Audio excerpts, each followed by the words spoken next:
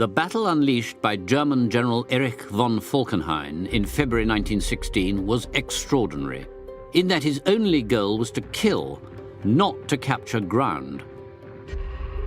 The fighting prompted acts of extraordinary heroism and also prompted slaughter on a terrifying scale. Very nearly 1 death per minute, night and day, for the entire 10-month duration of the battle.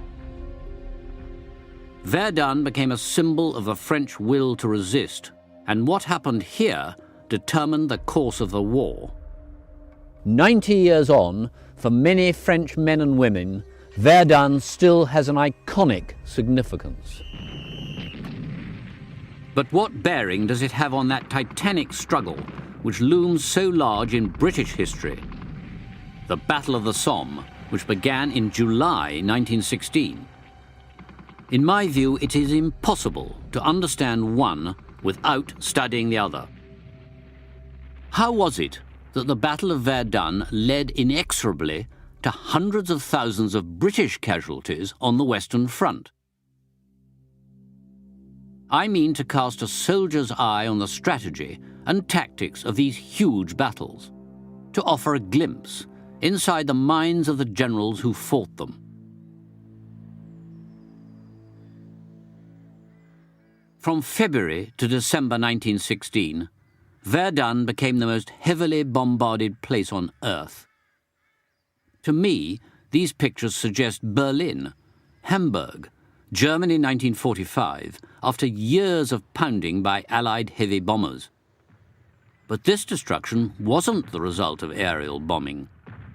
It was caused by German artillery shells, each one of them loaded by hand, aimed and then fired, sometimes from a distance of 25 miles. Verdun's a tiny city. Some people would call it a town, with only 22,000 inhabitants, then and now. During just one 4-month period of the battle, 24 million shells were fired by German and French artillery in the Verdun sector. That's more than 2 shells every second, night and day. Why was this whirlwind of destruction unleashed on a charming little city like Verdun?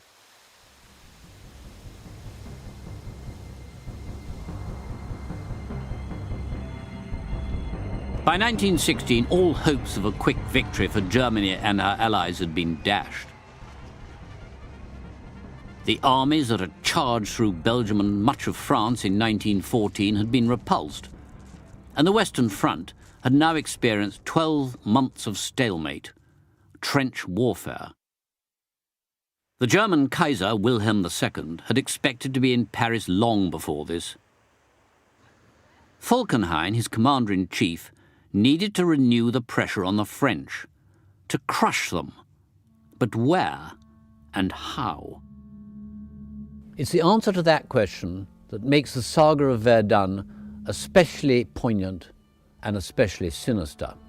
Von Falkenhayn planned to fight a battle of attrition, slaughter on a massive scale. His aim, he said, was to bleed France white. But why here? Why Verdun?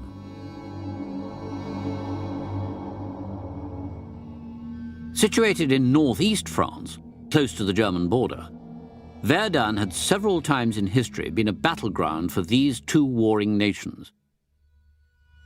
Most recently, it was the scene of a heroic siege in the Franco-Prussian War of 1871. Only after Paris had capitulated did Verdun surrender.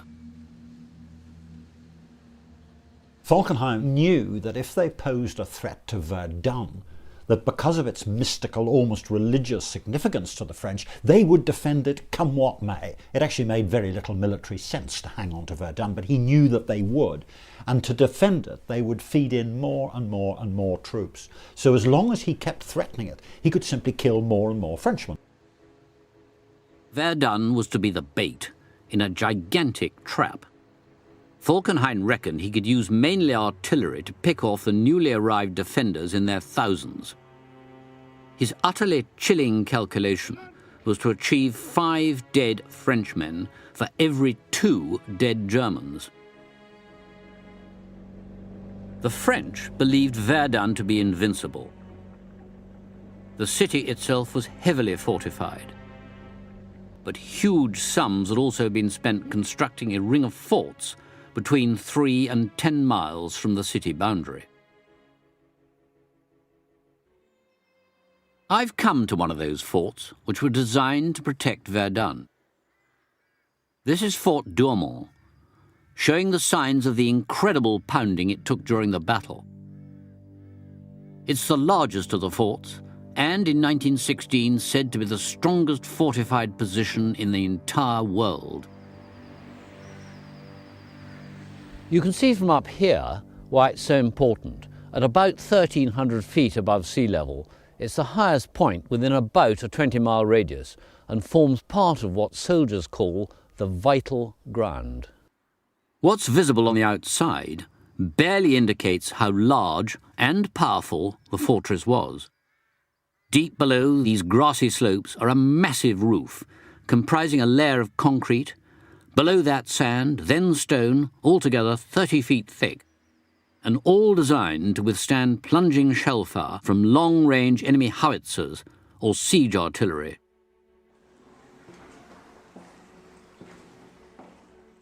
Inside, Douaumont was like a small town, with a maze of stone galleries leading to barrack rooms where the garrison of roughly 500 soldiers slept, alongside storerooms for food and ammunition.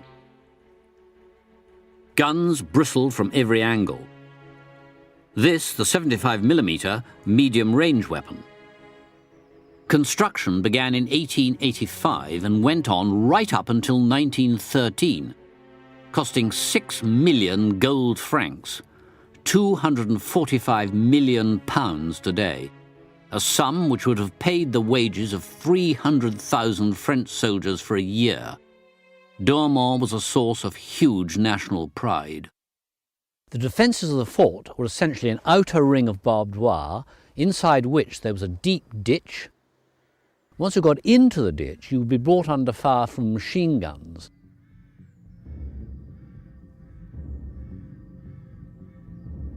On the roof, more artillery, in rotating steel cupolas. Their task was not to defend this fort, but to fire on other forts in the vicinity, in the same way as their job was to fire on this fort when it was attacked, and they were all, as we soldiers would call it, mutually supporting. The battered hulk of Fort Douaumont is just visible from the top of its smaller neighbour, Fort Vaux. The French people believed these forts formed an impregnable wall of concrete and steel. That's what they believed.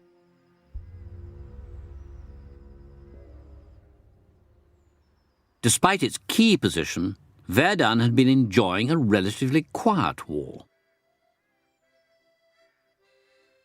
Life inside the forts was much safer and much more comfortable than huddling in a muddy trench further up the Western Front.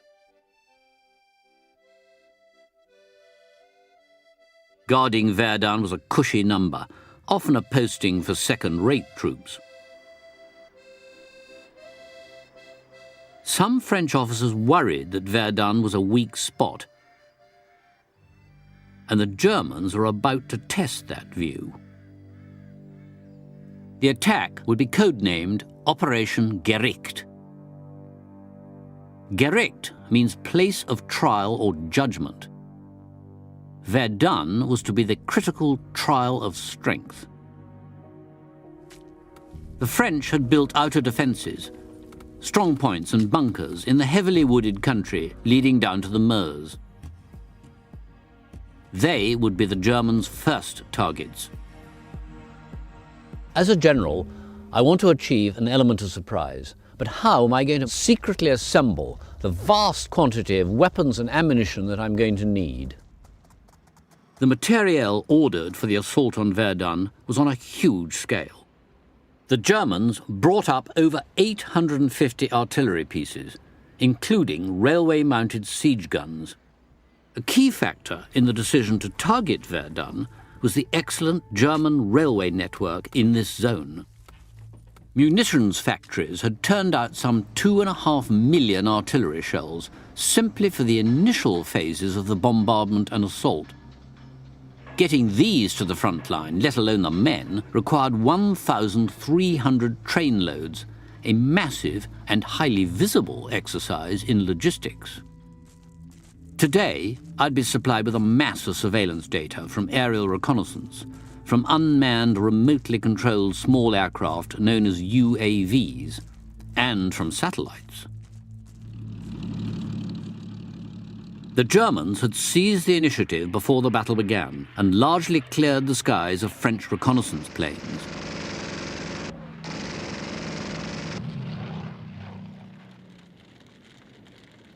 The French are getting very few indications of what's going on. The Germans were pretty careful not to let anyone go backwards and forwards between their lines and the French, so the French weren't getting anything from the agents in place. And then there was what we now call SIGINT, signals intelligence, in other words, listening to what the enemy is saying on the radio and on the telephone. Now, they weren't able to intercept the Germans' telephone communications because they were running back to army headquarters and then back to Berlin. Now, the Germans did have radios, but there were very few of them. They weren't portable. There were huge, great things, usually at corps headquarters. So there was nothing like the traffic that you'd expect now. In fact, the first warning that the Germans were going to attack at Verdun was picked up by the British Royal Naval Attaché at a cocktail party in Oslo. The Verdun garrison had no inkling of the storm that was about to break. One has to admire the way the Germans achieved almost complete tactical surprise. Everything had been meticulously planned. The first attack required 72 battalions. That's 72,000 men. They were infiltrated by night and housed in over 100 underground bunkers called Stollen here in the forest.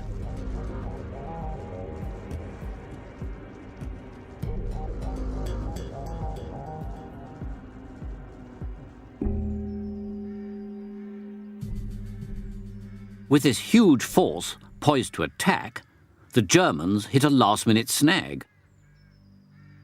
The weather had been poor in early February. In fact, the start date for Operation Gericht was postponed 3 times because of it. Good visibility was vital for the artillery.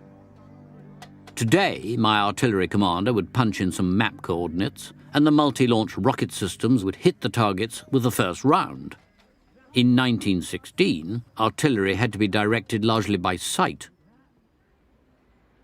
They might raise a tethered balloon with a telephone line running back down to ground for the spotter to notify the fall of shot. But this needed calm weather and clear skies. Finally, on Monday, February the 21st, 1916, visibility had cleared. It was time to attack. Although on nothing like this scale, I've been in the same position as a young officer approaching 0 hour. And then you wonder, are you going to let the side down? Are you going to come out of this alive? I've known what it is to be a commander, too, waiting for the battle to begin. The success or failure of my country's plans may hang on the outcome. It is a nerve-wracking moment.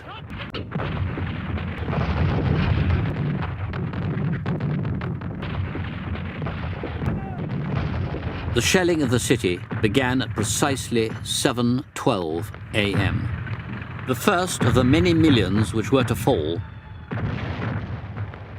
A round from a long-range 15-inch naval gun hit the cathedral.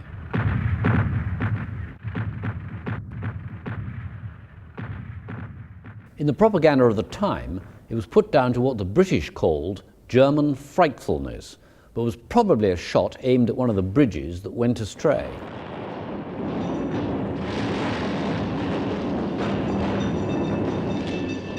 The next salvo did better, crashing down on the railway station.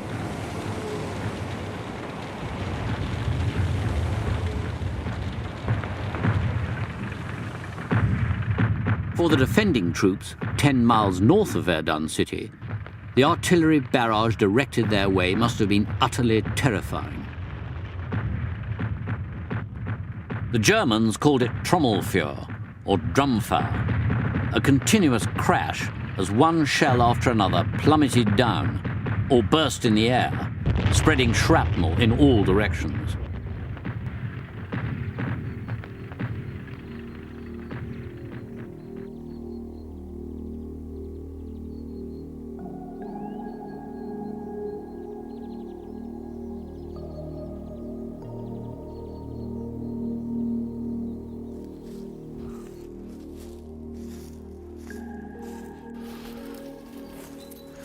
Every one of these dips and hummocks is a shell hole, 90 years old.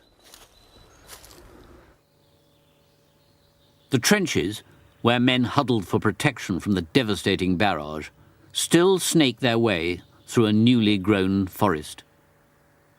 Every tree was turned to matchwood by the shell fire of 1916.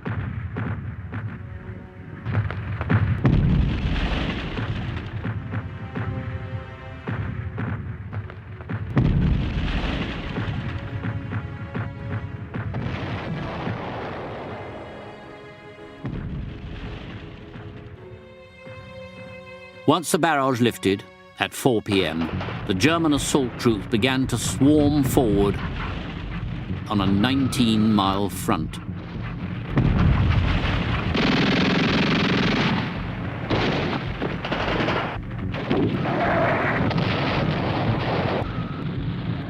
A flamethrower attack on men of the French 51st Division wreaked havoc, sending them back in total disorder, many of them with their hair and clothes on fire.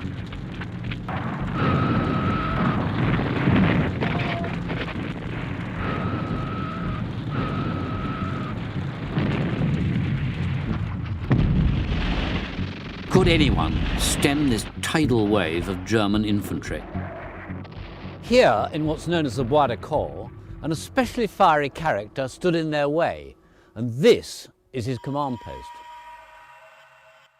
Émile Drian was something of a Winston Churchill figure, in that he was half politician, half military man, and a popular writer too. Drian was an elected deputy in the French Parliament. On the outbreak of war, approaching 60, he re-enlisted as a lieutenant colonel. He complained loud and often that Verdun was a disaster waiting to happen, which infuriated the army brass. But now Drian's warnings were being borne out, and he was right here in the front line, commanding 2 battalions of chasseurs, or light infantry.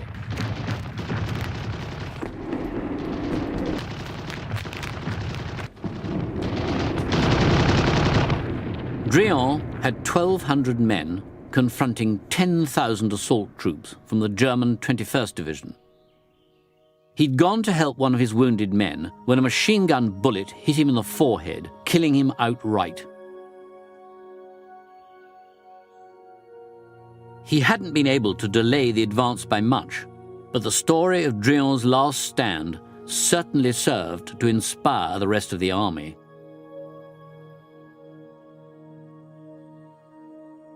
The material effect of our bombardment had been rather below our expectations. The moral effect, however, was immense. Everywhere the infantry encountered only slight resistance. Thus the verdict on the first day of the attack from the German general on the spot, the Kaiser's son, Crown Prince Wilhelm. The eldest of the Kaiser's 5 sons, the prince was 33 years old and didn't look very soldierly. All through the war he was painted as a figure of fun, dubbed Little Willie. But his military record belied his appearance. The prince had commanded the Fifth Army since August 1914, and commanded it well. As the battle unfolded, Little Willie's instincts turned out to be better than those of the higher commanders. He realised that to say to soldiers, I want you to attack something and threaten it, but not to actually capture it, risk your life, might well get killed, but I don't actually want you to take that objective, then it's actually very difficult to say to a soldier. It's a very difficult thing to do anyway. And his orders to his army talked about capturing Verdun. Now, of course, from Falkenhayn's point of view, he didn't want to capture Verdun, because if he did, the whole point of the operation, sucking in more and more French troops and killing them, would go out the window. So right from the beginning, you've got this dichotomy between the two. The man who's actually got to do the job, and the commander-in-chief who doesn't want Verdun to be actually captured. Squabbles in the German High Command weren't known, and were of little consequence right now for the embattled French, fighting for their lives to hold back the advancing waves. Defensive outposts were being overrun, and the citizens were desperate to escape the city as the Germans surged forward towards Verdun's ring of fortresses. The task of holding them back was assigned to this man, General Henri-Philippe Pétain. Pétain at 59 was no firebrand, more a safe pair of hands. He was an infantry officer, but understood the value of artillery firepower. With a reputation also as a logistics wizard, he seemed a good choice to manage a long, drawn-out defensive battle. Pétain drove through the night from Paris to here, Souy, where he set up his headquarters in the town hall. On the first day of his appointment, February the 25th, came an event that elevated this battle into a matter of national importance for France, triggered by something almost farcical at Fort Dormont. Capturing the fort was the key to Falkenhayn's secret plan. If my true strategy is to draw the French into a position in which they can be annihilated, I have to capture the vital ground and threaten to make the city untenable. In the early assault, the fort had been hit several times, but still presented a major obstacle. Or so the Germans believed. These mighty-looking forts were pretty well defenceless. The French had concluded from what had happened in 1914 that forts actually weren't any use anymore. The Belgian forts and some of their own frontier forts had either been bypassed or shelled into submission, and that's why they started to denude their forts of guns, and indeed the big guns were taken out of them before the Verdun offensive had started. Dormont, which had been the strongest fort in the world, was no longer so. It was really just a pile of concrete with some not terribly effective guns. What the Germans didn't realize was that instead of the regular garrison of 500 men, there were just 58 territorials, older soldiers recalled for local duty, and a warrant officer. Instead of manning what defences were left, most of them were sheltering deep in the bowels of the fortress. 9 pioneers of the 24th Brandenburg Regiment, led by Sergeant Kuntz, crept close up to the fortress, confused as to why no one was shooting at them. Chancing their luck even further, they spotted an open gun port. The sergeant ordered his men to form a human pyramid. Kuntz climbed up and squeezed inside.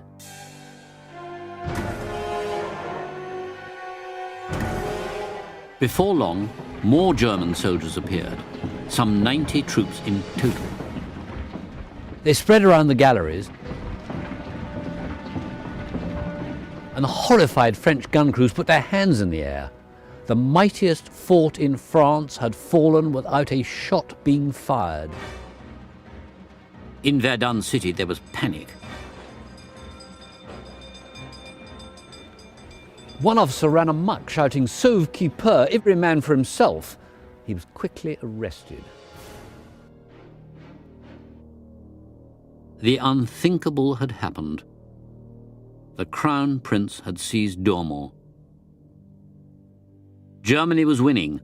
Not just this battle, maybe the war. A local historian who studied this battle, Ingrid Ferrand, is herself German. Could you tell us what the reaction was in Germany to the capture of this great fort? Oh, the reaction in Germany, you can imagine. All the newspapers were full. The Grand Fortress, Dormont was taken. And the children, they had no school, and there was bank holidays for everybody, and all the bells were ringing. Everybody thought the war will be over. Of course, it was as well a matter of propaganda, But it was as well very good for the German soldiers. You have to think, they were not in their own country. They had no barracks, they had no hospital, no ammunition dump. And a big fortress like this, it can be useful, of course. Pétain had a crisis on his hands. But in tactical terms, the Germans had made a glaring error. That was to attack just on the east or right bank of the Meuse, rather than on both banks at the same time.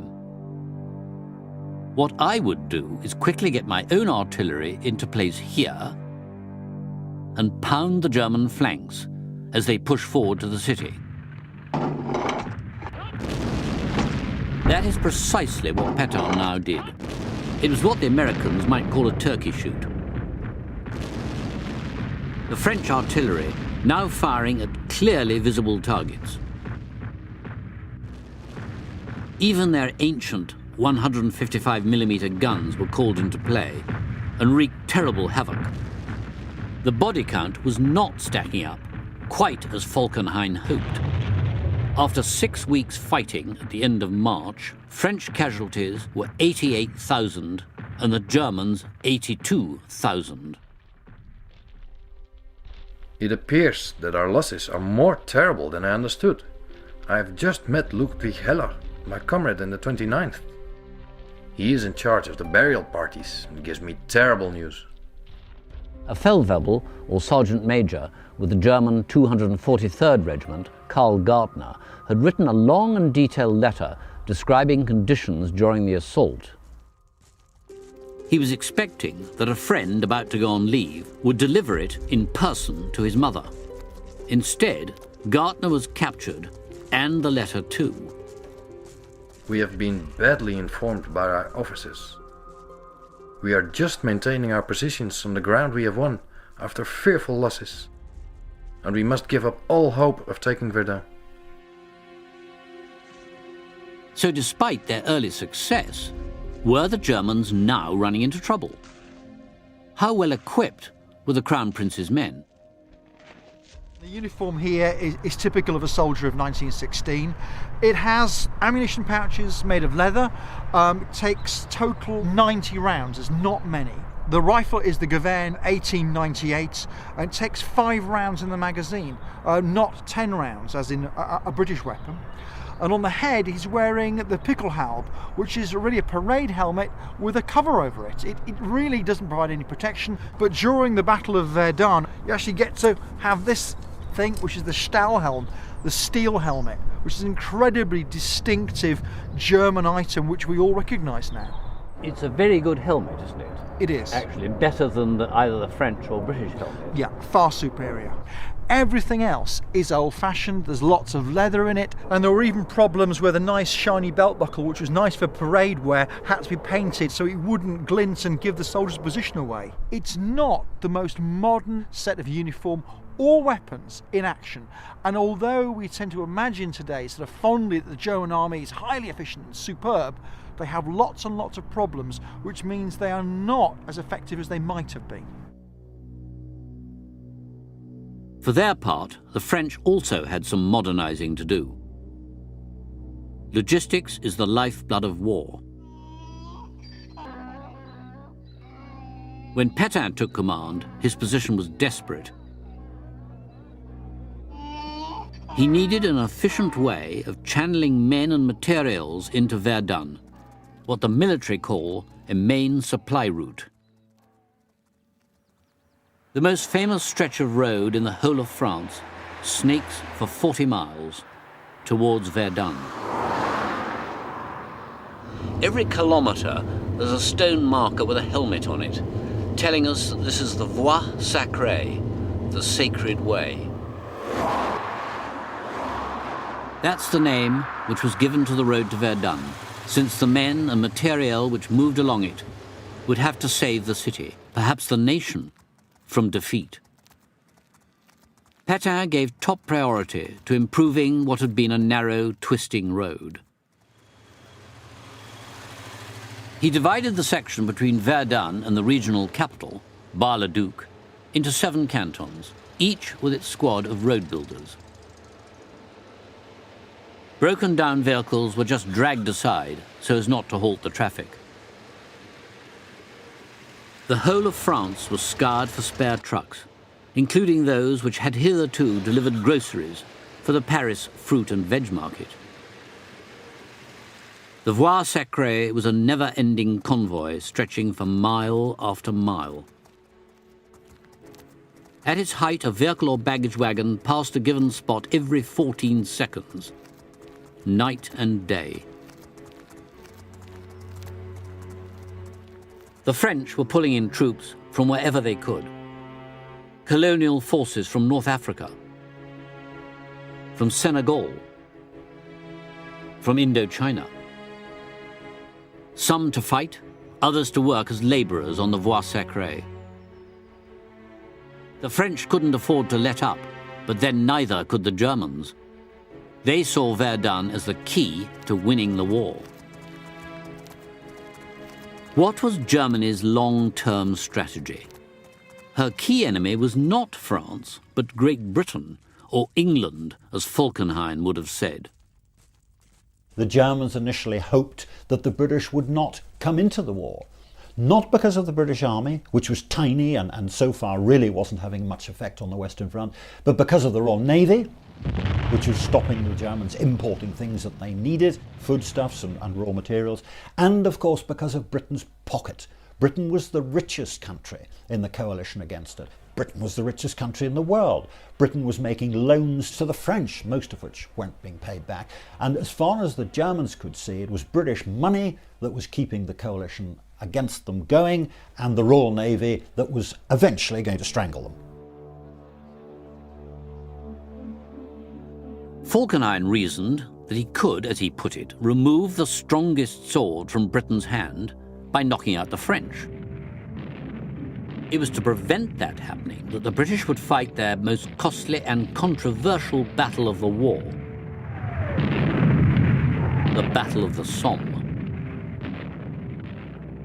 At a summit of Allied leaders in December 1915, Britain had agreed to take part in a major combined Anglo-French offensive set for August 1916. Planning was barely underway when the Germans unleashed their ferocious assault on Verdun. Now, instead of supplying 40 divisions for the Battle of the Somme, French Commander-in-Chief Joseph Joffre made it clear he could only spare 5. As the Verdun battle goes on, Verdun is the focus of the whole of the French army on the Western Front. Everything else that they do is effectively closed down. They go on the defensive. On the Somme, Britain's army of raw recruits would have to bear the brunt of the fighting. And what's more, August would be too late, because the Battle of Verdun was nearing crisis point.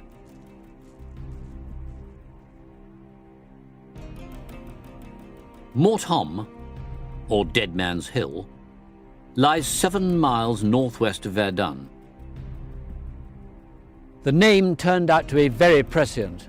It's around there that some of the bitterest fighting took place from March until almost the end of May.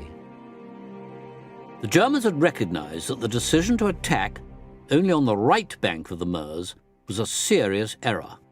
Now they planned a renewed double-pronged assault to take this hill on the left bank and the next fort in the chain, Fort Vaux, on the right bank. As so often happens in war, in order to get from A to B, you have to go via C. And as the Germans began to fight their way onto Le Morthomme over there, they came under intense artillery fire from French guns on Hill 304 over there.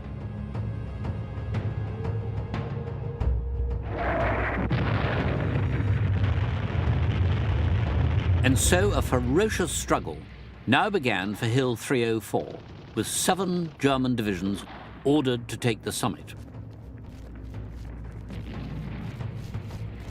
The Germans attacked in big columns of 500 men, preceded by waves of sharpshooters. It is absolutely impossible to describe what losses the Germans must suffer in these attacks. Nothing can give an idea of it. Under the storm of machine gun, rifle, and artillery fire, the German columns were ploughed into furrows of death.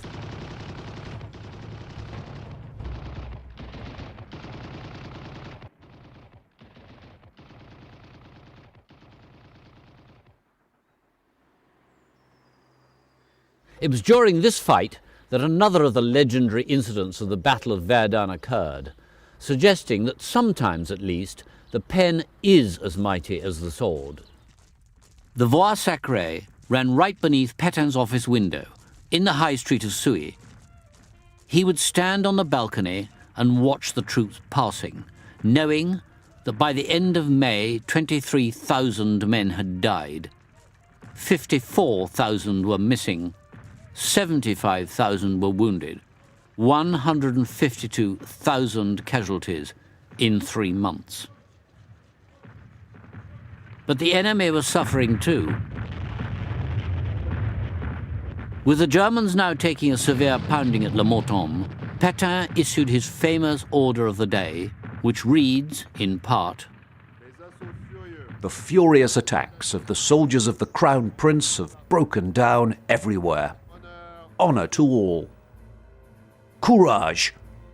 On les aura.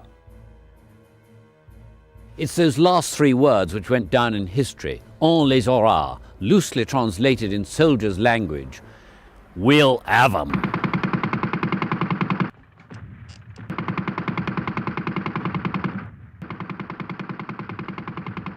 The ferocity of the fighting is something that even I find hard to imagine. This is Fort Vaux, the scene of such intense combat that the stone and concrete facade came to look more like a series of caves. Vaux was the next strong point on the Germans' hit list. But in early summer, it was still in French hands. After the shame of Fort d'Ormont, the French decided to hang on to their remaining forts at all costs. But would anyone volunteer to take command in what was practically a suicide mission? HQ said a wounded officer would do, since he'd almost certainly be killed or captured. And so it was that 49-year-old, 3 times wounded, Major Raynal hobbled forward to take on this task. Initially, Raynal had 600 men under his command, armed with rifles, machine guns and grenades. They knew it was only a matter of time before the Germans burst into the fort, and so built barricades in the tunnels themselves.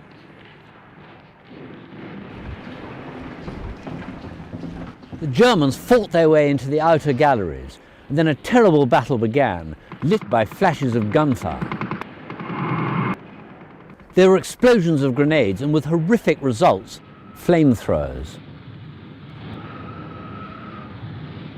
An even more powerful enemy now threatened the French. The level of drinking water in the fort's cistern had been wrongly measured, and now the defenders were on the brink of dying of thirst. They licked moisture from the stone walls. Some even drank their own urine. They'd held back the German Sixth Army for a week, but were now completely cut off, only able to communicate by carrier pigeon. Raynal sent off his last bird with a message outlining his desperate plight to his area commander at the citadel of Verdun. The pigeon, named Valiant, itself fell dead and was awarded the Légion d'honneur. Raynal, like the pigeon, had done all he could. With the few surviving troops, he finally surrendered. One of the survivors, he is dead now as well, Mr. Viviers, he told us, you know, when we came out of the fort, we were mad, so we were thirsty, you know, and we saw the shell holes full of water. We went in, all our head in the water, we drank, and just afterwards we saw there are dead bodies in already. Raynal was photographed with his captors and taken to meet the Crown Prince, who presented him with a sword of honour. But the prince perhaps had other things on his mind. The conflict at the top of the German High Command had begun to unravel.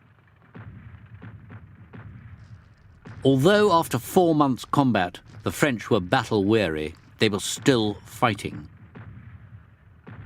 Pétain, when he takes over, realises that for morale you've got to rotate men. You mustn't leave them in there forever when they cannot possibly see an end to it. You must rotate them. So he begins moving divisions into Verdun and out again. Now, from the German point of view, because of this dichotomy between Falkenhayn, who doesn't want Verdun to be captured, and Crown Prince William, who does, Falkenhayn is keeping him starved of troops, and therefore he's not able to rotate to anything like the same extent that the French can. This falling out at the top proved critical. The German tide of victory was about to reach its high watermark.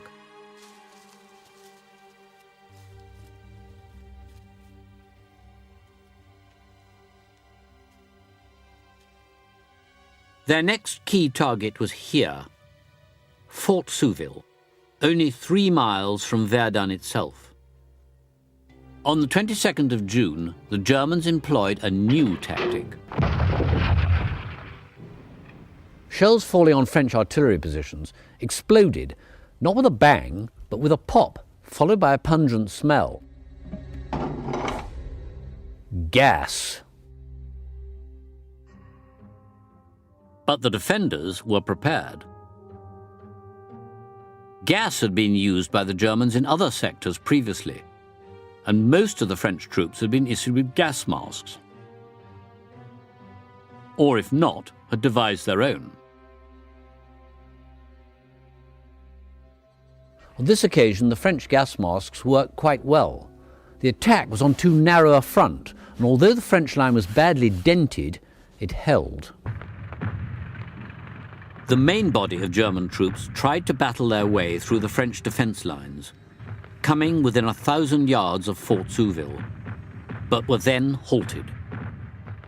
Only a small contingent from the 140th Regiment reached the top of the fort, from which at last they could see the spars of Verdun glinting in the valley below, but they were driven off. The tide had finally turned. Soon, the Germans would be on the defensive, not just here, but on the Somme. On the 1st of July 1916, the long-planned Anglo-French offensive had begun. Despite almost 60,000 Allied casualties on the opening day, and heavy losses thereafter, it was clear to the Germans that this was the big push that had been rumoured for so long.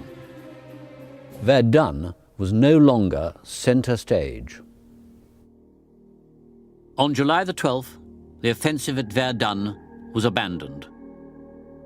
Falkenhayn's strategy of slaughter had proved as deadly for Germany as it had for France. In August, he was dismissed. His successor, Paul von Hindenburg. The Kaiser's instructions now were to find the least costly way of shutting down the Verdun front. But just as the Germans were forced to withdraw troops to meet the new crisis on the Somme, the French were gathering a powerful army to hit those left behind at Verdun. Now began the period the French called their revanche, revenge.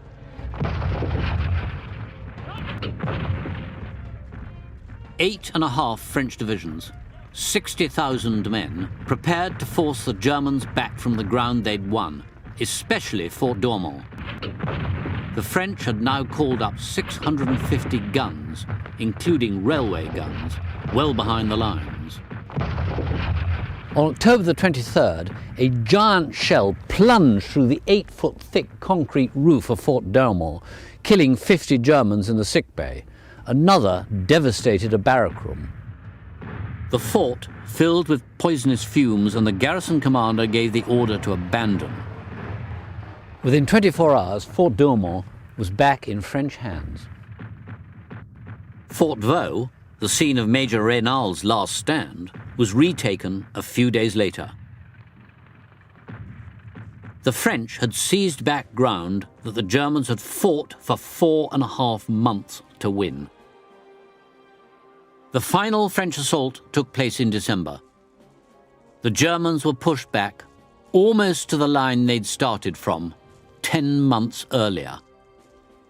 They surrendered in droves. Defeated and demoralized, 11,000 were taken prisoner and paraded through the city they'd pounded so mercilessly. The Battle of Verdun was over. But what had it achieved? And what had it cost? The French suffered 362,000 casualties, over 160,000 killed or missing. German losses were almost of the same order. 337,000 killed, wounded or captured. This was not the equation Falkenhayn had expected when he launched his total war. For France, at first just grateful to have survived, there were consequences no one could foresee. The experience at Verdun left an enduring wound on the psychology of the nation. Lieutenant Raymond Joubert, who died here, summed it up. They will not be able to make us do it again another day. The following year, the exhausted French army came close to mutiny. It was the British army who now took the main offensive role, which led to ultimate victory. Pétain is remembered now rather as the leader of the shameful Vichy regime after Germany's conquest of France in World War II. But that is to leap forward one generation and one war. In 1916, the heroic, stubborn defense of Verdun not only saved France, but determined the course of World War I. It was a battle which produced all kinds of heroic utterances. To borrow a phrase from a little later in history, this was their finest hour.